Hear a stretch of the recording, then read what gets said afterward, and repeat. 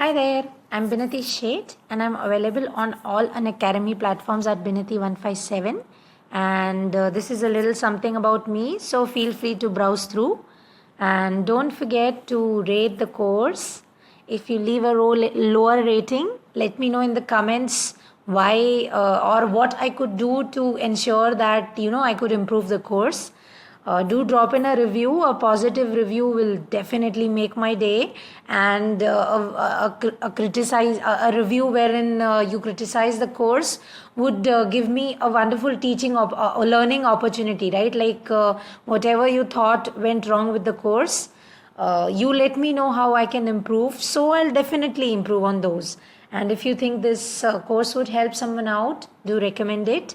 And if you have any doubts, post those in the comment section. And as always, don't forget to share the video on any available social media platforms that you use.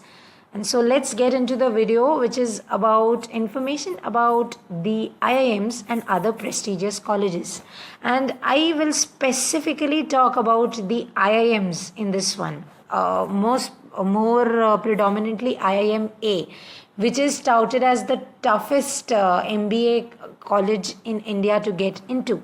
And why exactly is it so tough is because they don't just see CAT scores, right? They go into your academic history, they see your CAT scores, then they make you write an essay, then they make you go through a group discussion, then they take a personal interview. After doing all of this, they turn it into one number and then they make a list. And that is the list of the students that form the batches of the wonderful candidates that come out of IIMs. So, as I've said, if you get a call from IIM Ahmedabad or any one of the premier IIMs, right, IBC, ABC, as we say in the CAT community, then buckle up because it's a tough journey. Because first thing you have to do is you have to start reading newspapers, and not just newspapers. You also have to go through books about current affair books or current affair magazines or current affair crash course videos on an academy or something like that.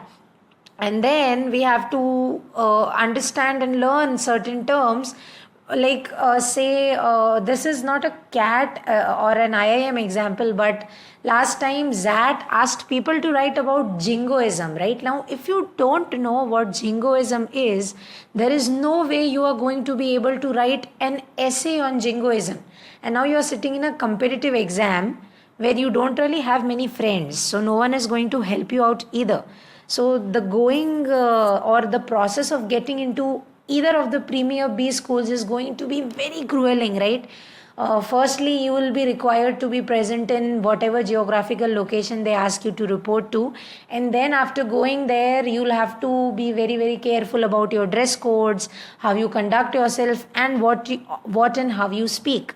So, again, things that would be in consideration would be CAT scores, application ratings, and a grueling interview.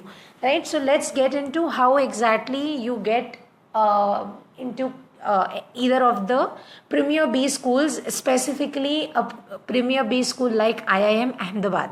So step 1 will be cracking CAT.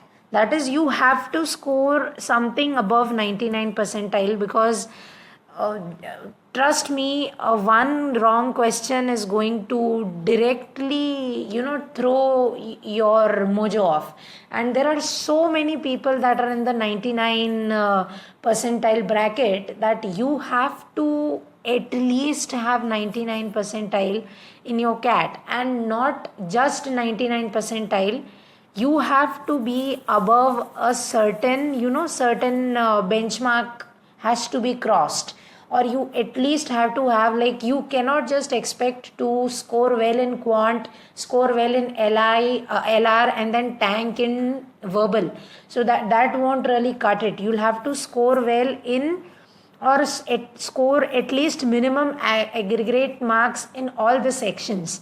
So you will have to be above 99 percentile, and along with that you will also have to have minimum marks in each of these sections. So this is the list: general category, this is non-creamy, OBC cum transgender category, this is scheduled castes, this is scheduled tribe, and this is disabled. So based on what category you fall into, this is what you need minimum to make the list. Now see, this is ideal.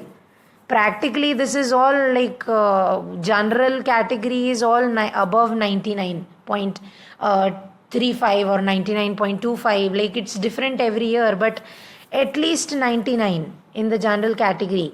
In those below, the number is slightly lower, but still like at least 90 percentile is expected, right? So this is what you need out of CAT to at least make the list. And AR score is your application rating, right? These are your minimum application ratings that you require. Now what is an application rating? So application rating is these people literally going through your history with a magnifying glass. So how they calculate your application rating is they see your exam scores of 10 standard. So whichever category you fall into in this, you get those points. So suppose for me I got 92% percentage in 10th, so that would be 10 into 0.5, right? So now that would be 5 for me. Similarly B would be, they'll see your percentage in 12th. So for me that was 94, so again that would be 10. So see, this is how they will go through your academic history. And if you've scored really well in your 10th and your 12th and your college, what will happen is your application rating score will be higher, right? So your name in the merit list will be higher than those. Even if your CAT percentile is say 99.01, if your application rating is strong, your name in the merit list will be higher than say someone whose application rating is low but CAT score is 99.8, right? So if you have good academic history, you have an edge over other applicants by default. And why they say it is easier to get into IIMA with a 2-year working experiences, because with a working experience you automatically by default get some extra points that people who are freshers won't have. So these are what is called or known as application rating, and based on your CAT percentile and your application rating, they draw out a merit list, right?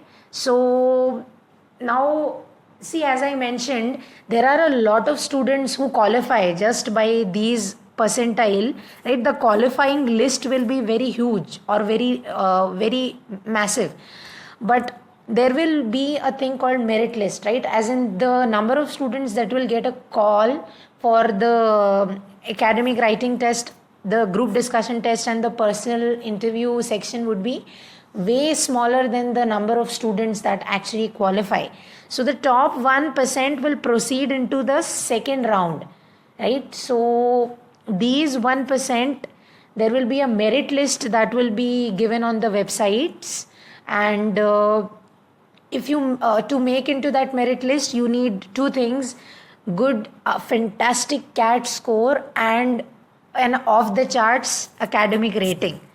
So now these after you make into this list, you will be called to either one of these places, right? Ahmedabad, Bengaluru, Chennai, Hyderabad, Kolkata, Lucknow, Mumbai, and New Delhi. And this is where the next phase of your exams or next phase of your journey will begin. And these merit lists that I mentioned, the general category and the reservation category, will be tested and analyzed separately. So the students who have who got into via reservation category, definitely your AR rating will be low with respect, CAT rating might be low with respect to general category. So don't worry, everyone is evaluated separately. So now let's see how. So here two factors. Firstly, what you'll have is an academic writing test. So to see the specifics of what is asked in which year, we have a lot of helpful people online on various different portals who tell you what topics were asked in what year and what they answered and whether they got the call or not. So go online or ask around to know, to contact people who actually went through this process. So in this you will be given a topic, any topic, it could be about anything, and you will be asked to write an essay on that. So this is not your English grammar school essays where you could just write any random things and expect to get good marks out of it. You have to be factually correct. You have to have a similar state of mind throughout the entire narrative, and you have to begin and end with a bang, right? So you have to have a wonderful essay, and even in the group discussion round, don't be a cliche, right? Don't be like, we are going off topic, this is happening, don't scream, right? So these things will require a lot of prior practice.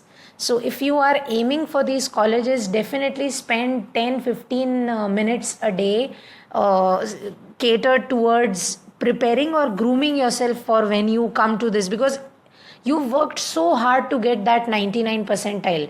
Just because you were not able to speak in a group discussion round, that's just sad, right? Because you have talent, you have all the knowledge in the world that you could acquire, but then just the confidence or just the lack of practice bolded to knocked you out of the park. That's very unfair and that's sad.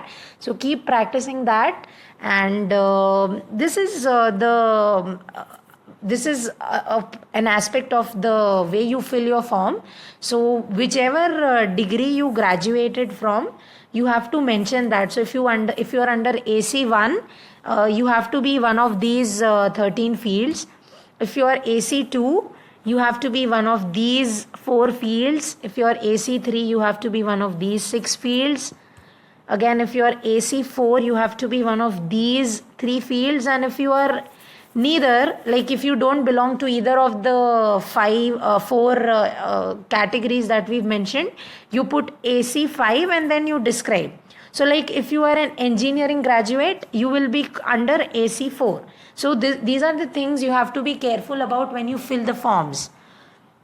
And then finally, after all of this, like after your CAT scores, after your academic ratings, after your written essay, after your group discussion, there will be a personal interview where if you lie about anything, they will shoot you at sight, right? They'll destroy you.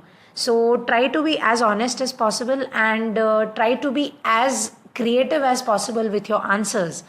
So now what will happen is, at each step of the process, there will be one person who will be monitoring your progress, and based on how well you perform, you will be allotted scores, and based on your scores, this is the final formula, right? See, which has the highest weightage? It is your personal interview score, right? So if you do well in your personal interview, like to get into this merit list, you've already done well in CAT, right? So like this is sorted. Now if you're good at writing, probably this is also sorted. But see, if you're not very good at writing, or if you are slightly weaker in creative writing, then the rest, the weightage is not that high. But see, the highest weightage is allotted to your personal interview section. So if you tank this part, or if they catch you in a lie, or if you stammer a lot, or if you if you didn't answer to your fullest potential or your capabilities, your overall score will reduce, which is going to reduce your chances of getting into the IIM of your choice. So this is how you get into all if you want to get into SIBM, same with a good snap score. And the process is almost similar in all colleges. just criterias and cutoffs and all that is different. So thank you. Bye bye.